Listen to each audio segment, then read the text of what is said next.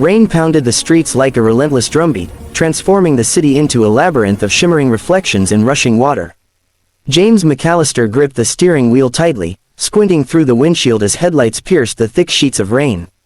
He had chased storms for years, documenting everything from minor floods to hurricanes, but there was something about this tempest that felt different, almost sentient.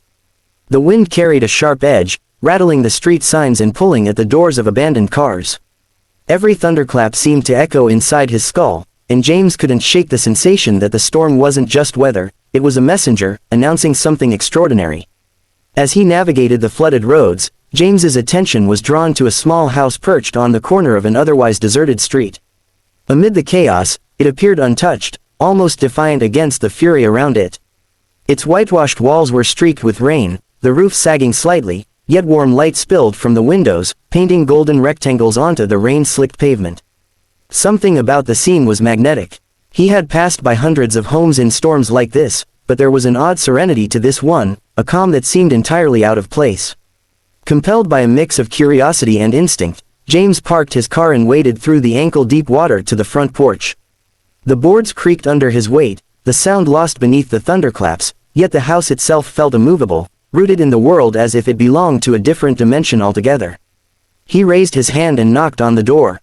The door opened slowly. A woman stood there, her hair damp from the rain, strands sticking to her face, but her eyes were steady, unwavering, almost piercing in their clarity.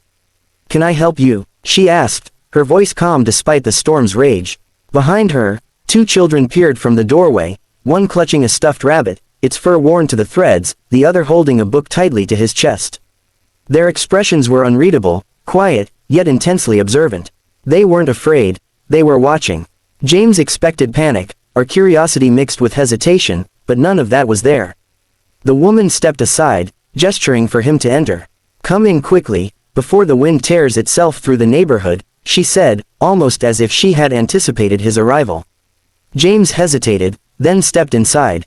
The warmth hit him instantly, a stark contrast to the cold, wet world outside. The scent of wood smoke and herbs filled the air, a mixture so comforting that it made the pounding rain seem like a distant memory. He shook water from his jacket and took a cautious seat on a chair that looked ordinary at first glance. But the house itself betrayed subtle hints that nothing inside was ordinary. The furniture was arranged with deliberate precision, each object seemingly placed not just for function but for purpose. Maps and charts were pinned to the walls, some covered with symbols he didn't recognize. The children moved with quiet certainty, navigating the space without a sound, as if their footsteps were rehearsed, preordained. The man of the house, who had appeared from the back without a word, held a lantern over a table strewn with odd instruments and more symbols, his posture radiating a calm authority. James cleared his throat. I didn't expect anyone to be calm, not with a storm like this." The woman smiled faintly, not the polite smile of courtesy, but one that suggested understanding, a depth of knowledge about the world, and the storm, that James could not yet grasp. "We've weathered storms before," she said. "Some are physical, some are different." Her eyes flicked briefly to the children, who nodded subtly, their movements synchronized in a way that felt almost ritualistic. As James observed them, he realized something profound. This family wasn't just surviving, they were orchestrating their environment. Even as the wind rattled the windows and thunder shook the walls, a sense of calm authority permeated the room. It was as if the storm outside and the household inside existed in two separate realities, each aware of the other but never colliding. He watched the children, fascinated. The girl with the rabbit whispered to her brother, and he responded with a subtle nod, their conversation inaudible but full of meaning. The parents moved around them with ease, guiding and correcting with gestures so small they almost went unnoticed, yet their effect was undeniable. James realized he had stumbled into something that defied explanation.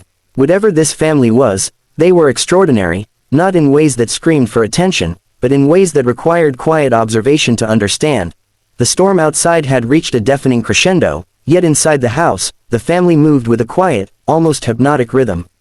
James sipped the tea they had offered him, its warmth seeping through his chilled hands, but his mind was a whirlwind of questions.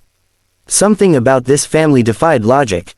They spoke calmly, almost deliberately, as if aware that the storm's chaos outside was a mere backdrop to a far more important reality. Do you know what's coming?" James asked hesitantly, unable to hide the tremor in his voice. The father's eyes met his, calm and steady, almost unnervingly so. "We've been preparing for a long time," he said, his tone measured, deliberate. "Some storms are natural, some are invitations. This one is both." James swallowed hard, trying to make sense of the cryptic statement. Invitations. He glanced at the children, half expecting to see fear or confusion, but instead, they moved with an uncanny certainty. The boy clutched the book tighter and whispered something under his breath, his lips barely moving. Instantly, a subtle shiver ran through the house, as if the walls themselves had responded. James's heart raced. He realized he was witnessing something beyond human understanding. The girl with the rabbit picked up a small metal object from the table, a compass, though one unlike any he had ever seen. She held it over a candle, and the needle spun wildly before settling to point at a corner of the room, where a series of intricate symbols had been drawn on the floor. The woman followed the needle's indication and traced her fingers lightly over the symbols, whispering in a language that sounded like wind through trees. James's journalistic instincts screamed at him to document this, but his rational mind couldn't reconcile what he was seeing. They're extraordinary," he muttered to himself, and the father, overhearing, nodded without surprise. "We are all extraordinary in our own ways," he said. "Sometimes it just takes a storm to reveal it." James felt a shiver run down his spine. The storm wasn't just outside, it seemed to interact with them, almost as if the family had some unspoken connection to the elements. A gust of wind rattled the windows, and the children instinctively moved in sync, their hands brushing the symbols on the floor as if performing a ritual. In response, the candles flickered, the flames bending away from the wind, and the room grew warmer despite the storm's fury outside. James realized he was not witnessing coincidence, he was witnessing mastery. He leaned closer to the boy. How do you know?" he asked, his voice barely audible over the storm. The boy looked up, eyes wide but serene, and replied softly, "We feel it. The patterns are everywhere, in the wind, the rain, even in the thunder. We just listen." James's mind reeled. He had covered natural disasters, political upheavals, human triumphs and tragedies, but nothing like this. These children, and their parents, were attuned to forces he didn't even know existed. Every movement, every gesture, every whispered word seemed to harmonize with the storm, as if they were conduits for something far greater than themselves. The woman approached James, placing a hand gently on his shoulder. "You came here for a story," she said softly, "but perhaps what you found is not for words. Sometimes, truth is too vast for the page." Her words struck him with a weight he could not ignore. The room seemed to pulse with quiet power, and for a moment, James felt like a fragile intruder in a universe that had rules he could not yet comprehend. The father moved toward a window, gesturing to the storm outside. "It tests us, yes. But storms also teach. You see, the extraordinary often hides in plain sight, waiting for someone brave, or curious, enough to notice." James glanced at the children again. The girl held her rabbit close, eyes fixed on the lightning that split the sky outside. "Do you think the storm chose us?" he asked, voice trembling. The boy's reply was simple, yet it carried a resonance that James could feel in his bones. "It doesn't choose. It finds." Time seemed to blur. Thunder shook the walls, rain hammered the roof, yet the house remained a haven of control, of purpose, of power quietly exercised. James began to understand that the family's calm was not just resilience, it was command. They weren't reacting to the storm, they were interacting with it, guiding it, and perhaps, even shaping it. By the time the night deepened, James was no longer a mere observer. He had become a witness to something extraordinary, something that defied his understanding of physics, nature, and human capability. The house seemed alive, its energy interwoven with the storms, a conduit between the ordinary world and something far beyond it. And he realized, with a mixture of awe and fear, that the story he had thought he was chasing, a simple tale of survival, was instead a window into a reality so strange and magnificent that it would haunt him forever. Morning arrived with a muted light, the storm's fury reduced to the gentle patter of rain on puddles and the occasional gust of wind rattling broken branches. James stepped outside, boots sinking into the wet earth, the streets glistening like mirrors. The city seemed peaceful now, washed clean by the storm, yet James's mind was anything but calm. The events of the night replayed endlessly in his head, the whispered words, the strange symbols, the children's uncanny awareness of forces beyond human perception. He glanced back at the house, expecting to see the family busy with morning chores. Instead, They stood at the doorway, framed in the golden light that now filtered through clouds. Their expressions were calm, almost serene, yet beneath that calm, James sensed something ancient, something infinite. The father's eyes met his, and for a brief instant, it was as if they could see into the very fabric of his being, weighing his curiosity, his fear, his awe, and finding it wanting and sufficient all at once. The children were laughing softly, chasing each other around the porch. The girl held her rabbit, which had somehow survived the storm unscathed, and the boy clutched his book as if it contained the secrets of the universe. James wanted to speak, to ask 100 questions, how they knew what they did, how they controlled or interacted with the storm, what unseen forces they could perceive, but instinct held him silent.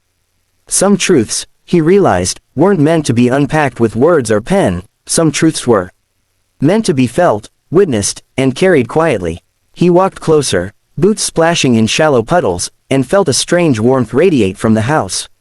It was subtle, almost imperceptible, but unmistakable. The air around it hummed, as if the house itself was alive, breathing in time with the storm that had passed. He remembered the father's words from the night before, "Some storms are invitations." Now he understood, they were not merely surviving the storm. They were part of it. The storm had not chosen them, but they had chosen how to move within it, how to interact, how to harness the invisible currents swirling around them. The woman noticed him watching and gave a small, almost imperceptible nod. "You have seen what you were meant to see," she said softly. "Some doors open once, some truths are glimpses, not stories." James nodded, feeling the weight of her words settle over him. He realized that this encounter had already changed him irrevocably. The ordinary lens through which he had viewed the world, honed over years of reporting, could never contain the reality he had witnessed. The children's ability to sense, predict, and interact with forces beyond comprehension, it was impossible, yet undeniable. And the parents, the quiet strength, the command without force, the intimate harmony with the storm, they were orchestrators of something far greater than mere survival. He wanted to write it down, to share it with the world, but immediately recognized the futility. Who would believe him? Who could ever understand the precision, the calm mastery, the almost sacred communion he had observed? The story was too strange, too powerful, too extraordinary to be reduced to ink and paper. Instead, he resolved to carry it in his mind, a secret testament to the existence of something beyond ordinary perception. The children ran back to the porch, waving goodbye, and the father stepped forward, placing a hand on the doorframe. "Remember this, the extraordinary is always around you," he said. "It hides in plain sight, waiting for those who notice the patterns, who respect the currents, who dare to be attentive." James felt the house's presence in his chest, a lingering hum, as though it had imprinted itself upon him. He waved back, his voice catching in his throat. "Thank you, for everything." The family watched as he walked back to his car. The street seemed narrower now, the city quieter, almost unreal in its calm. As he drove away, James glanced in the rearview mirror, but the house appeared smaller than it had seemed, almost like a mirage. The golden light of dawn reflected off the wet streets, but the warmth, the strange energy he had felt, lingered within him, an echo of a storm that was more than just weather. By the time he reached the highway, the house was gone from sight, yet James knew it would never leave his mind. He replayed every moment, every whispered phrase, every subtle gesture of the children and their parents. The ordinary facade had concealed something extraordinary, a family in quiet command of forces far beyond the visible world. They had survived the storm, not because they were ordinary, but because they were extraordinary in ways the world could neither measure nor comprehend. As the city receded behind him, James realized that some encounters are meant to be carried as quiet truths, not broadcast for recognition. The story of the family and the storm would live in him forever, a secret woven into his perception of reality. He felt a profound sense of gratitude, and a subtle fear, knowing that the extraordinary often walks beside us unnoticed, waiting for someone brave enough to see it. And somewhere in the distance, perhaps already dissolving into legend, the house stood, silent and commanding, its family unchanged, their extraordinary calm echoing through the spaces between storms. This expanded part 3 emphasizes James's reflection and awe at the family's abilities, the lingering mystery and their extraordinary nature. A quiet, haunting conclusion that leaves the story feeling complete yet open-ended.